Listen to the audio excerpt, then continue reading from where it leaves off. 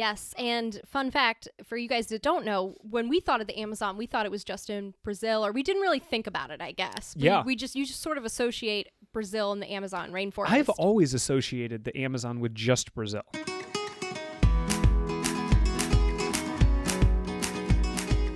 Hello and welcome to the Worldwide Honeymoon Travel Podcast, the podcast that talks about all things couples travel, including destinations, tips, advice, and more. I'm Kat. I'm Chris. And this is episode number 212.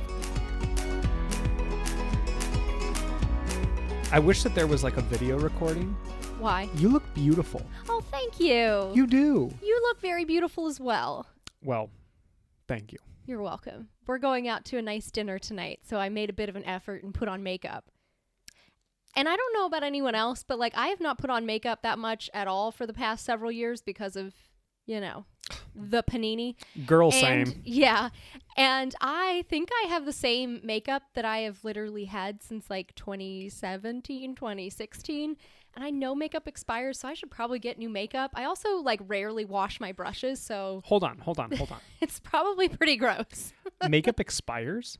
Yeah, there's like expiration dates on makeup. But I honestly, part of me thinks that's like a bit of a scam because they want you to buy more makeup. You know what I mean? Like, I'm sorry, that eyeshadow powder is lasting longer than 6 months. Give me a break. Mine has lasted 6 years and it seems fine. You know, I don't even... I'm not educated on the topic. Yeah. That's not, I mean, but far when I from get pink the eye only... because of it, I guess, like, we'll know. We'll know that it has an expiration We will, date. you know, this is for everyone else's benefit that you're running these tests. No, I do need to buy more makeup. Oh, We'll I see. mean, who doesn't? Okay. Right? Okay. But thank you, nonetheless. You're welcome. Yeah. Since most of the time you see me with like a bun and like pajamas working from home, I'm sure this is nice. Well, no, I mean, that is also very nice. You are very naturally beautiful. Oh, thank you. I will say, though, one of my favorite things is you have a Christmas sweater that you will wear year-round. I do. I had it on the back of that chair because when I get cold in here, I throw it on. Fa-ra-ra-ra-ra. And it's got like dinosaurs T-Rexes. on it. Yeah. Yeah. It's great. It's a warm sweater. Yeah. So, anyway. Yeah. Anything going on other than us being dressed up for dinner tonight after we record? You know, this is something interesting. This has nothing to do with travel, but it was a topic at work today. Okay. Artificial intelligence. We had like a presentation on it. Mm-hmm. I did not realize how much AI is like beginning to become sentient. Like weird. There was a story. It's not like we haven't seen these movies before. So that is what they like. We were chatting about this at work, and someone asked me like, "How do you feel about it?" And I was like, "This is Jurassic Park for me, right? Like it is. Like, can we do it? Yes. Should we? No." Yeah. And someone was like, "Oh, thanks, Jeff Goldblum." Yeah, I was gonna say from the ever wise Jeff Goldblum. But I'm like, I mean, really? I don't know. But wasn't he right every time? He was. And that's I'm the just thing. saying. That's the thing too, is like, I feel like there's a lot of things that are occurring where like we've seen this movie, right? Or we've read this book. And here we are. I don't need to see the ending. Okay. Yeah. Isn't that like a Taylor Swift lyric? Yeah. Folklore? I thought so. Great. Real question though. I don't know if I've asked you this on the podcast before. I know we've talked about this. Let's say that there is a Jurassic Park that is built, right? Like where you can go see live dinosaurs. Okay. Do you go? I'm going to say it depends, only if they are the herbivores. So we're talking like... Yeah, but they can still like crush you. Triceratops. Yeah, but it's like... But they're not going to try to eat you. You know what I mean? Like they're not going to hunt you. Well, it's just like we go on safari where there's elephants that could easily crush us. Sure, yeah, but like, I'm talking about they're not going to hunt us. Yeah. And like, I mean, there's the big cats and everything You too, know my but, like, stance there's on enough it. like animal behaviorists that like they know like not to like, I don't know. They know the big cats versus like I wouldn't want to go where there's like T-Rexes and like be in a safari vehicle and be like, "Oh my gosh, how cool." Like I would not want to do that. But like if it's just like a bunch of Triceratops and like little or gigantic. Is it Brachiosaurus? Brontosaurus? Brontosaurus. Okay. What's Brachiosaurus? I think that's another type. I think Brachiosaurus may be another type, yeah. Yeah. Ankylosaurus would be pretty cool. They're the ones that have like the spiny shell and the spiny tail. Oh, I love those guys. They look like, when I picture Mutant Ninja Turtles, I think of that. Yeah. Even though that's not it. So you are an herbivore only. Herbivore only. Okay. But like it would be like a safe setting to view them. You know what I mean? Okay. Like you would at the zoo or something. Okay. I understand. But I wouldn't go if there were any T-Rexes. Okay. And you just wouldn't go, period. No. I think that I would. None flying either, because it's like they can easily leave the island. Pterodactyl aviary? Yeah. Like, we don't need that. See, I am very much on from like a societal standpoint. I'm like, guys, we've seen this movie. Don't do it. On the other hand, I frequently just like seek out danger. I don't know. Like it is, you know what I mean though? Like going to try to ride a pterodactyl. No, I wouldn't do that. I don't think a pterodactyl's spine or whatever it has is capable of supporting, or should it support. Okay. But yeah, I mean, if it's available, I'll like, I don't know. Maybe. I mean, I hope that it never happens. I hope it never happens as well. There we go. Because then I don't want to be put in that situation. Mm-hmm. All right, that's enough hypothetical. Yeah. Any other updates? What was your highlight from this past week? Man, we recorded. When did we record? Not that long ago. I think Monday or Tuesday night. It's Friday night right now. Yeah. I mean, I've mostly just... Stop. This is an easy one. Pupusas. Oh, yeah. Last night we went and got pupusas at an El Salvadorian place, and it was very delicious. I love pupusas. Yeah. I really do. I was thinking about going there while you're gone and just like having a seat at the bar, having a Pacifico, and crushing some pupusas. Okay. Oh, also we got it was a very lovely email from a listener, and they corrected our phrasing of what we thought was Chobe National Park. It is Chobe. So I just want to throw that out there, little correction. How sure are you that it's Chobe and not Chobe now that it's like not in front of you? I'm pretty sure. I read the email. Okay, Chobe. I just didn't know if we're going to have to do another asterisk tomorrow. If you are listening to this currently, I'm speaking to just you. You can send me an email and tell me how I did on pronouncing that. Thank you. It was a very nice correction. The rest, it was a very nice email. Those are very helpful. So it is helpful because I could see us going to Botswana and I'm like, let's go to the Chobe, and they're going to be like, what? That should be... It's like the time I was like, oh, I can't wait to go to Mexico one day and see C-notes. And then someone was like, those are cenotes. And I was like, right, okay, I will see myself out. Yeah. I always enjoy it when people give feedback and give corrections, because I don't know, I just think that it helps everyone. Yeah. It certainly helps me. Yeah. So now you guys know Chobe. Unfortunately, that is far from the first thing that I have mispronounced, and it's not going to be the last. Yeah. Unfortunately. But we try. We do try. Yeah. Were pupusas your highlight as well? Were those margaritas your highlight? Yes. I make the mistake of ordering 2 margaritas whenever we go out to a place that serves at the same time. Good margaritas. No, I do not. One by one. Oh, okay. Do not listen to him. This is Noah's Ark over here. 2 at a time. No.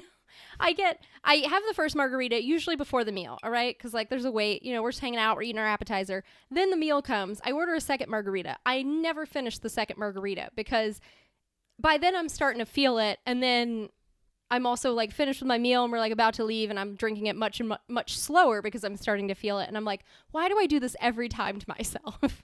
You got to practice for travel, especially to tropical places. Yeah. That's why I pump myself full of coconut cream via pina coladas. Okay. It's just, put coconut cream in an IV bag and just put it straight into my vein with rum in the other side. Okay, Christopher. Just let it mix up in my blood. Someone's wanting to be not Coconut Chris, Coral Chris. Man, Coral Chris is a vibe, and it is a great vibe. Yeah. Alrighty. Anything else, or should we? Let's dive in. Should we wrap up the series? Let's wrap up the series with. All right. Well, so this is the very last episode of our 10-day trip series around the world. Yes. So what we did is each of us came up with a list of 50 countries or U.S. states that if you were to take let's say, 1 10-day trip per year on average, what would be a pretty bomb life of travel via 10-day trips? We agreed on 41 of the 50, so 82%. This is our last episode. Episode 208, we talked about North America and U.S. states. Episode 209, we talked about Europe. 210 was Africa. 211 was Asia. And now we are combining South America, Oceania, and Antarctica here. Yes, solely because Oceania and Antarctica were pretty small. And I think the least amount of the other continents was South America. So correct. We'll throw them in a podcast episode together. That way we wouldn't just have an Antarctica episode that would last 2 seconds. So... wow. There we go. Yeah.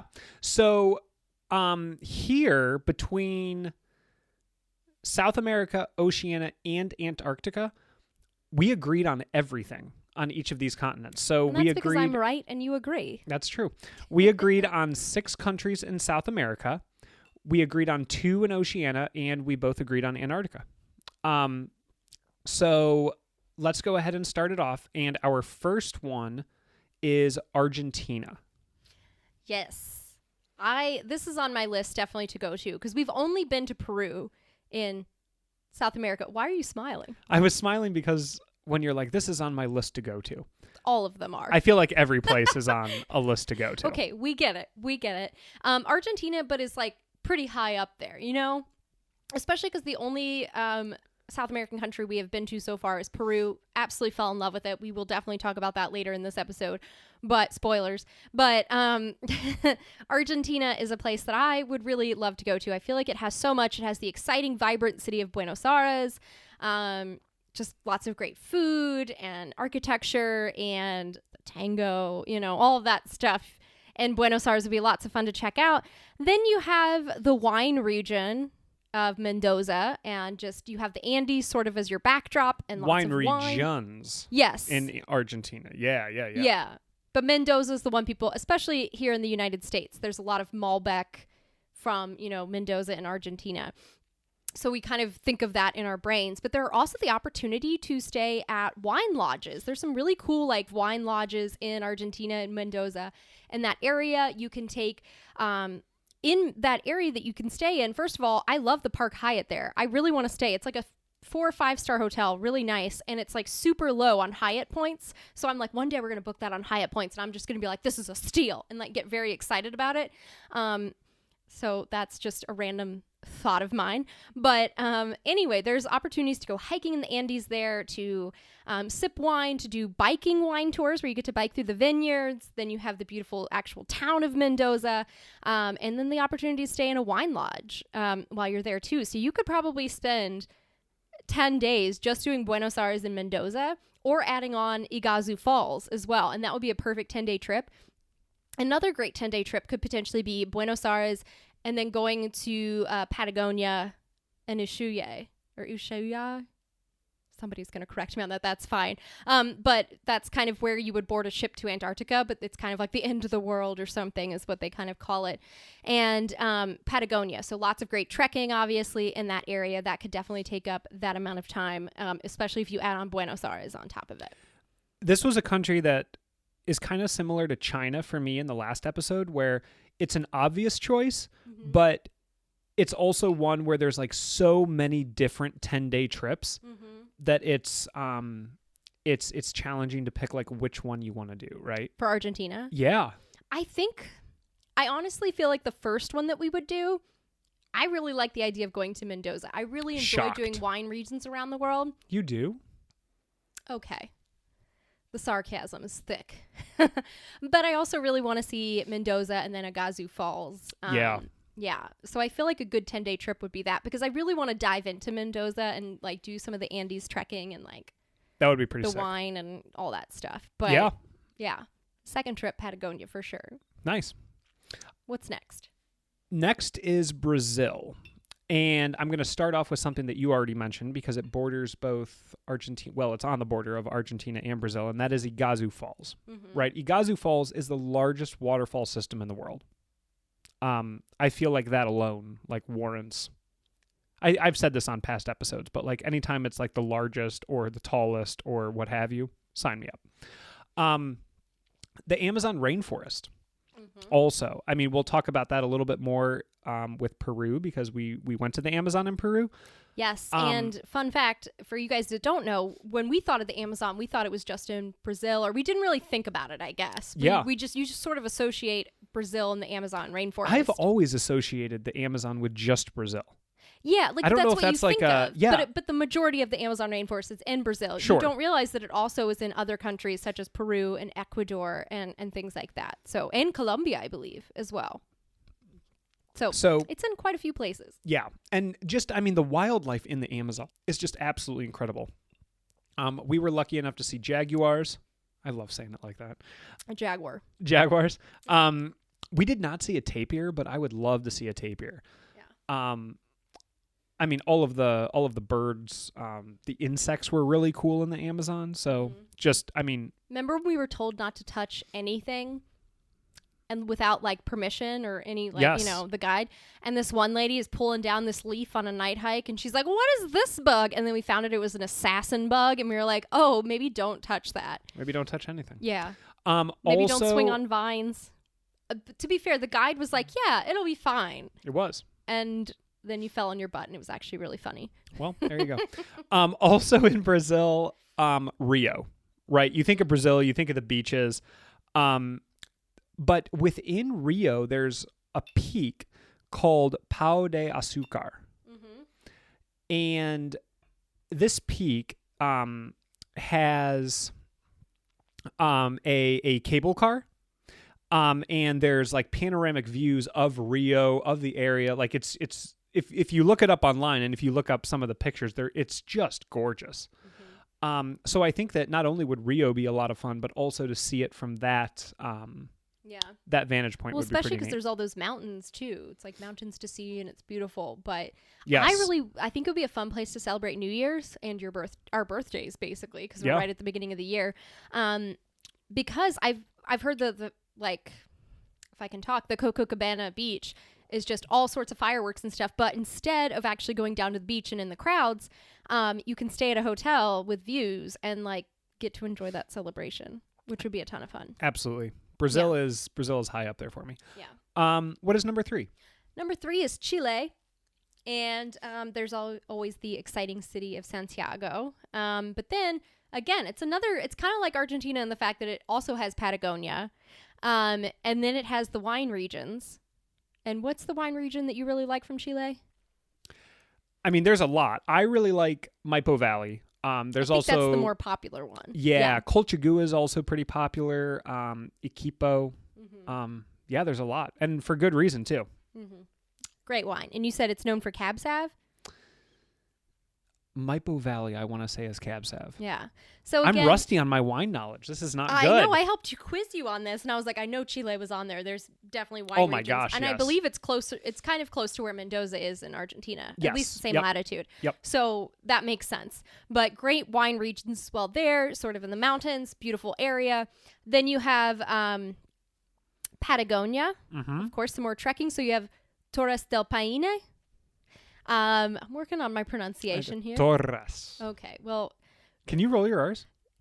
It's not as well like Torres. Torres. So for me, like, since I have learned French for like years and years at this point, I'm always like Torres. Like, I'm like doing the That is good though. The throat. That's a good French R. Well, no, Whoa, that was just me not. snorting. Yeah. But I feel like I almost feel the need to do the French R, and I'm like, that's not how you say it. But yes, there is Torres. Torres. Torres. See, I want to like Torres. Torres del Paine, but that's not it. That was good though. And then the Atacama Desert as well. So there's a pretty cool desert. Also, a kind of an under the radar island off of the west coast, Easter Island. Oh, under the radar. Yes. And there's like, apparently they've been finding all sorts of great archaeological finds right now too. So that'd be a cool place to visit. I think Easter Island would be really cool. I mean, yes. In reading about it, a lot of people are just like, well, it's kind of a longer flight out there. And then you and then you get there and you see the Easter Island heads. And then you fly back. But or you can like explore the island. It's a freaking island. There's got to be beaches. there's flora and fauna, I'm assuming. I remember there's flora and fauna. There's got to be more things to see than just. I'm going to hedge my bets here, and I'm going to say both flora and fauna. Probably. But yeah, I remember like learning about Easter Island in school. Yeah. And it was just one of those things that they're like, yeah, there's just like, and I was like, this is fascinating. Yeah. Right? Like, I feel it's like one of those things that like that would be really you just cool want to see. Absolutely. Yeah, Chile would be awesome. Anything else or no?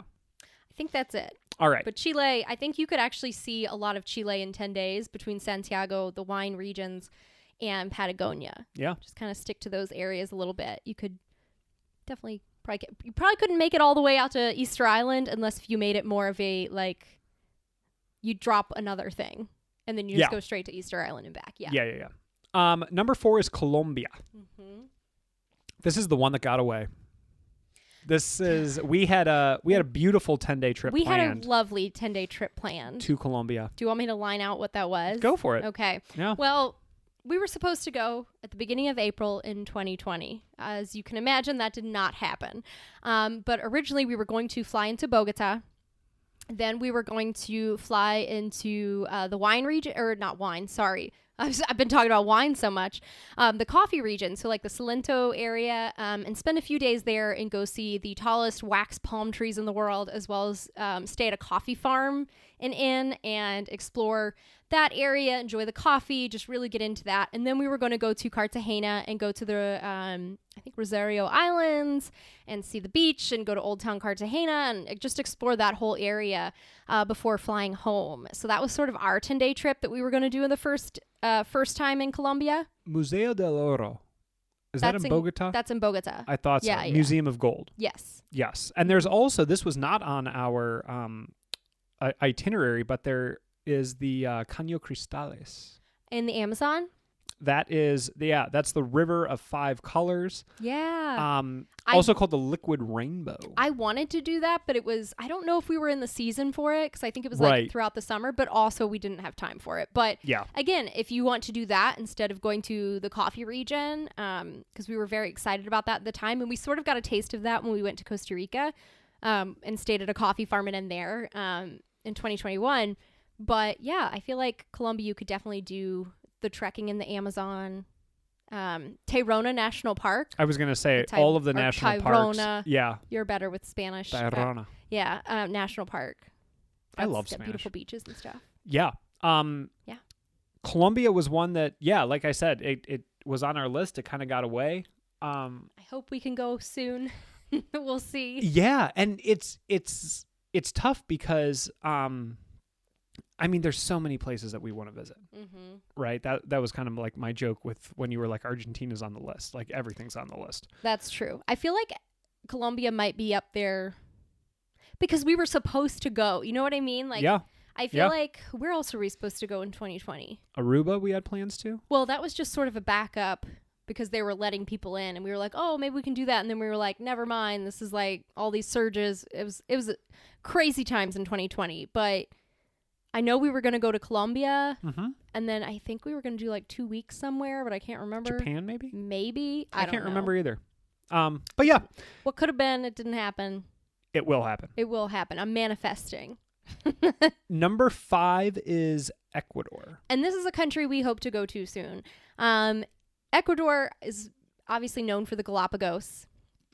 And there's lots of great snorkeling or dive opportunities, the sea lions, the tortoises, you've got sharks, flamingos, blue-footed boobies, of course. Lots of great endemic species to the area. And that would be awesome to go and cruise around in. Yeah, and as well as exploring Quito. That alone, as Quito and the Galapagos could make a 10-day trip easily. Yeah. Another thing you could do is go to Quito, Cotopaxi, which isn't too far. You can explore that from Quito, and then also the Amazon rainforest.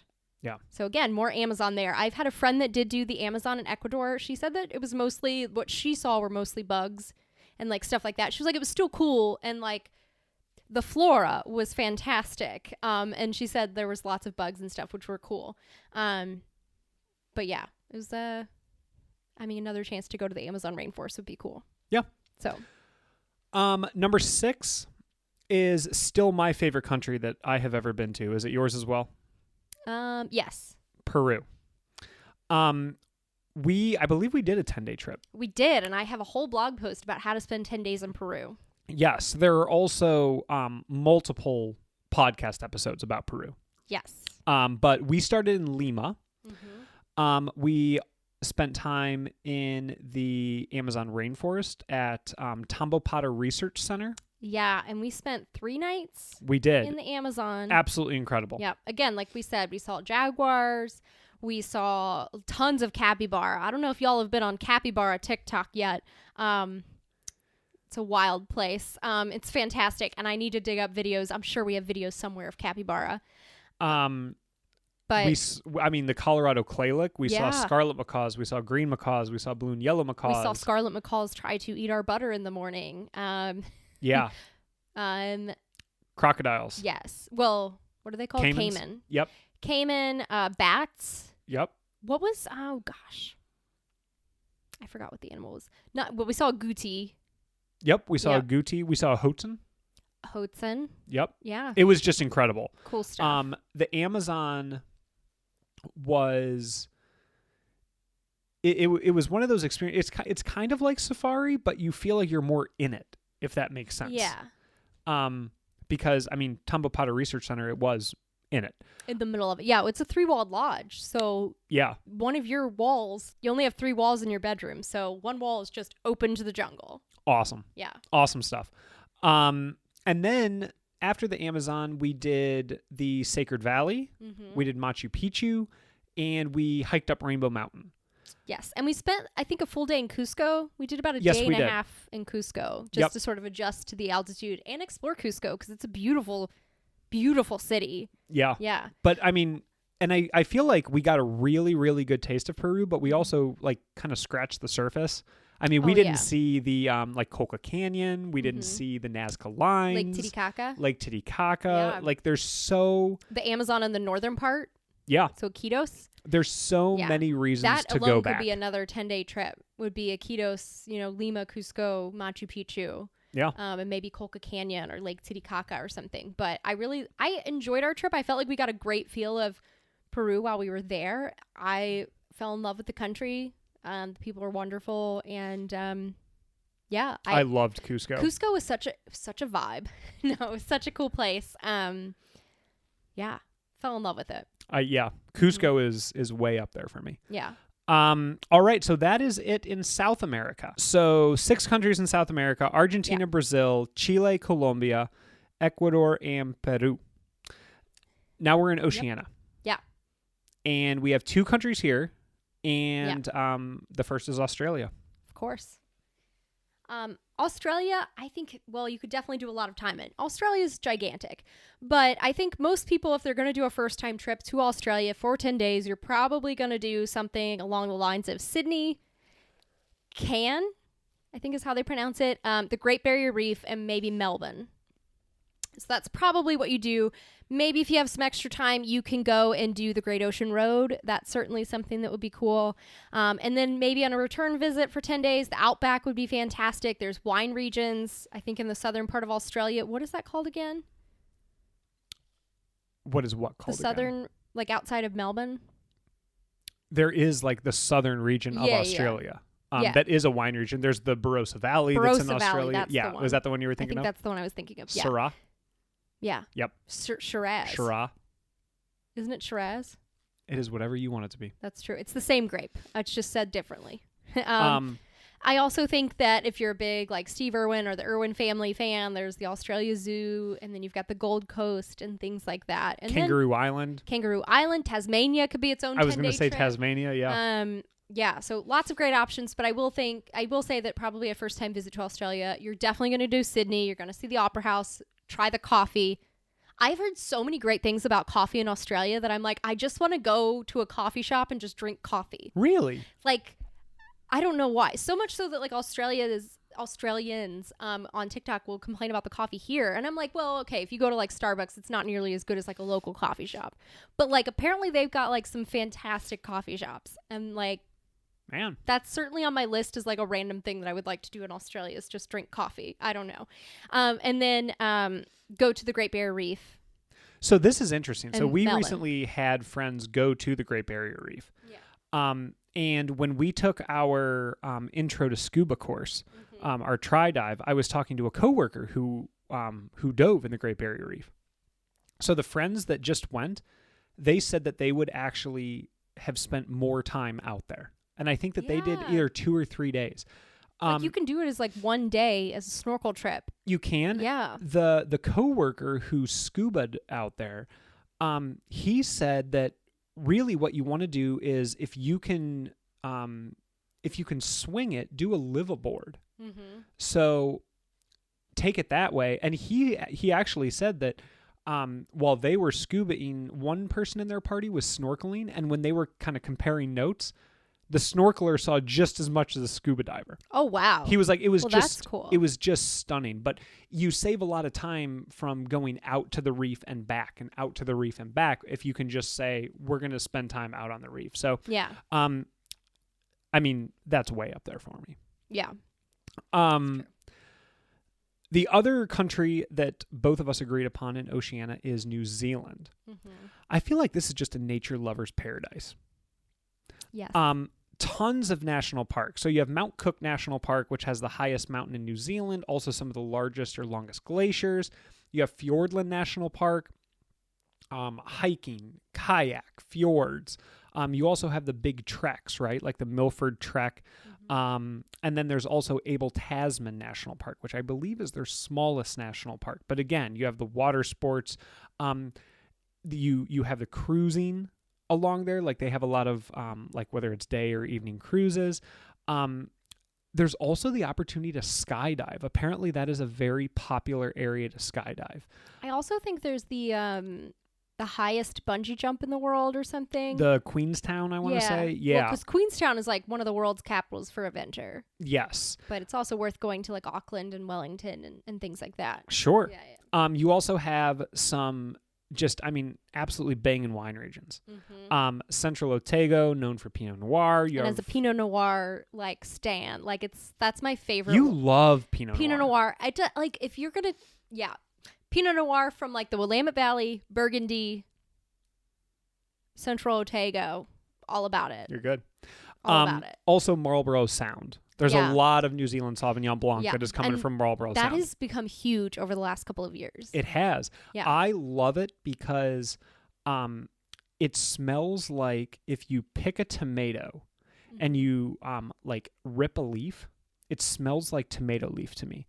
And I have like such vivid memories of ripping tomato leaves. Well, no. Leaves? My grandparents that lived in Wisconsin, they had tomatoes like on the side of their house. They also had this little like inflatable owl that was like going to scare away the birds from eating their, like they had like raspberries and stuff like that. Yeah. But that was the first time for whatever reason, whenever I smell a tomato leaf, that's what I associate it with. Oh, that's adorable. But like that is the one wine I will, like you could put it in a lineup of 20 and I would be able to pick out the Marlborough Sound Sauvignon Blanc purely based upon tomato leaf. I mean, it's just, that's what it is. It's great. There's also the Waitomo glowworm. That is like... You are so hot on that. I love bioluminescent things. I am so excited. I'm going to Puerto Rico here in like a month from when this podcast comes out. What other bioluminescent things do you like? Plankton. Like I've been wanting to go to Puerto Rico to go to the bioluminescent bays, and I'm going to Vieques to go to that bioluminescent bay. Okay. And then I also am like... I might be visiting another bioluminescent bay while we're there as well, and I'm not quite sure on all the details yet, but I might be going awesome. there. So we tried to do that in Thailand. Me and my but they don't let you go through that national park at night anymore. But I love that. I think that's so cool. So it'd be cool to go to the bioluminescent, with the glowworm caves in Waitomo. Yeah, absolutely. But yeah, New Zealand, it's up there. It's up for there. Sure. I feel like. For me, of the two, I would want to go to New Zealand first because there's so many like cool things to see. Obviously, Australia does too. But I get like going to the Great Barrier Reef. Straight up. As I mean, the it's reef one of the highest. Is very fragile, and it may not be around in 50 years. I hope that's not the case, but yeah. All right. And then the last continent that we need to talk about is Antarctica. Yes, and I will say that this is almost an exception to the 10-day rule because it's going to have to be a 10-day cruise just to get to Antarctica and back. Because I believe 2 of those days each way is just crossing the Drake Passage, which can either be the Drake Lake, where it's calm, or the Drake Shake. And I don't know if anyone got on Antarctica TikTok earlier this year, but there was so many videos of the Drake Shake and like people in their rooms, just the waves splashing everywhere and stuff. And I know that as much as we would love to do this, I pride myself on having a decently strong stomach and I don't get seasick, but Christopher, poor thing, you're going to have to take Dramamine the entire time. I'm like, honestly, if there is a way to go into like a medically induced coma for 2 days. No. And then I just wake up. Well, Dramamine, like... I wake up surrounded by penguins. Yeah. Sign me up. Do the polar plunge.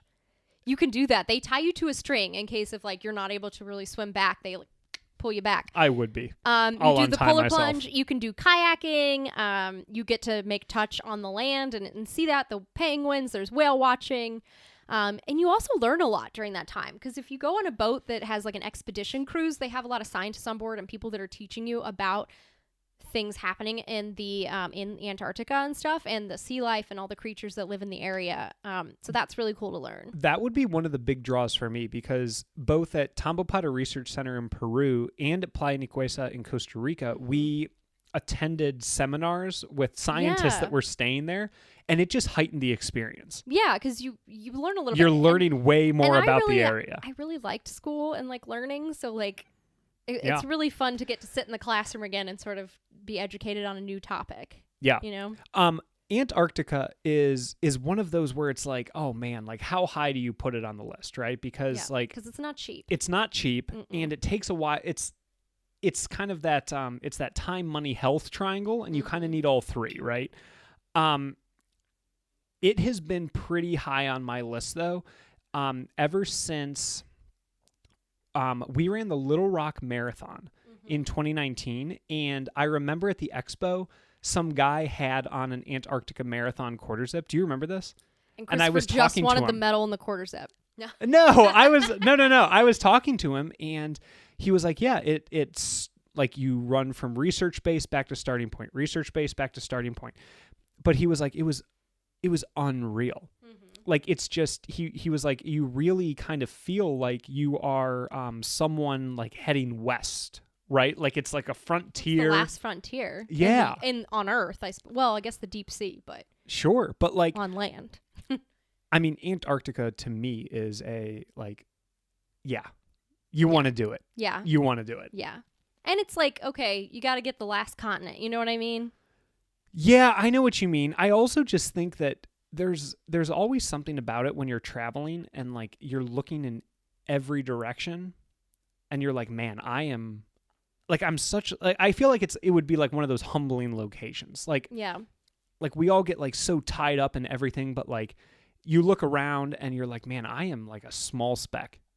Truly. You know what I mean? But yeah.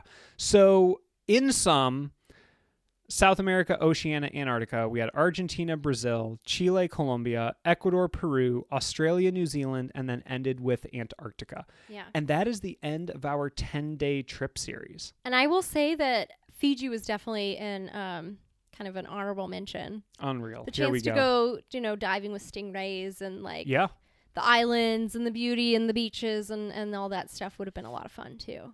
Yeah.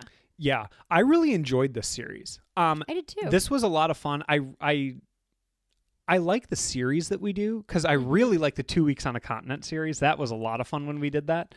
If you guys have not listened to those episodes, go ahead those and are fun. Go ahead and find those because the premise there was that you are going to visit one continent one time in your life for 2 weeks. How do you spend it? And we each how do came you up make with the our most of it? We each came up with our own itineraries there. Do you have a favorite of like a place that's number one on your bucket list right now? Me? Yeah. Now that Uganda's been checked off, because that was a big one on your bucket list. Uganda was was number one to see the mountain gorillas. We did that this past year. Guys, there's something about manifesting, y'all. Like, just say it out loud. Good to go. Get it there. Get it there. I would say that the number one country on my list right now is Ecuador for the Galapagos. Yeah. And I would say after that, Yeah. it is Australia for the Great Barrier Reef. What about you? I'm going to go with Japan. Okay. And as the number one? As the number one. Okay. I've been wanting to go to Japan for a very long time. So I think that would be cool. In Colombia. It was the place that got away. We didn't get to go. I would still love to really go there and explore Colombia. Yeah. Yeah. Yeah. There's just, there's so, it's kind of like, so much world, so little time. True. Right?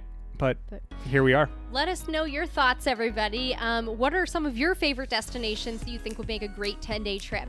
You can always tweet us on WW Honeymoon, message us on Instagram at Worldwide Honeymoon, or email kat@worldwidehoneymoon.com. But thank you guys so much for tuning in. Thanks, guys. Thanks for tuning in, and don't forget to rate and review our podcast. It takes less than a few minutes and really helps other people find us. Also, if you're enjoying this awesome free information on both the blog and podcast, when you're booking your next trip, head over to worldwidehoneymoon.com/resources and use the links provided. We earn a small commission at no cost to you when you book through these links, and these are all brands and companies we know, love, and use, like Skyscanner for finding the best flight prices, World Nomads for the best travel insurance, TripAdvisor for hotel bookings and reviews, and even Amazon for all of your travel purchases. Thank you for tuning in. We really appreciate it. Wherever you are, wherever you go, remember to make every day a worldwide honeymoon.